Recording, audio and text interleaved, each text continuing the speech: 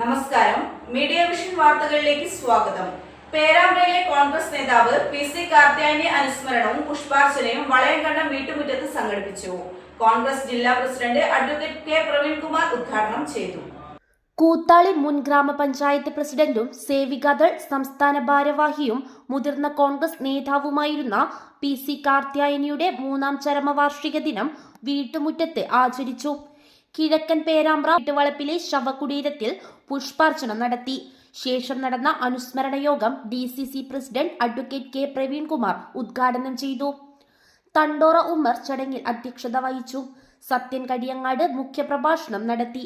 ആ തെരഞ്ഞെടുപ്പ് 5 വർഷക്കാലം കഴിഞ്ഞെങ്കിലേ തെരഞ്ഞെടുപ്പുണ്ടാവും.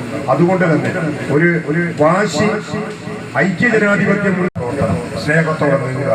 അത് ഈ ദിനം അടുത്ത 4ാം ചരമവാർഷികം കാർത്യായനിയുടെ Rajan Marutheri, PK Ragesh, Rajan K Puthiyedath, Mohandas ഓണിയിൽ, ET Sathyan, PC Radhakrishnan, CK ബാലൻ, PK ശ്രീധരൻ, TP പ്രഭാകരൻ, രവീന്ദ്രൻ കേളോത്ത് എന്നിവർ സംസാരിച്ചു. News bureau, media vision, Perambra.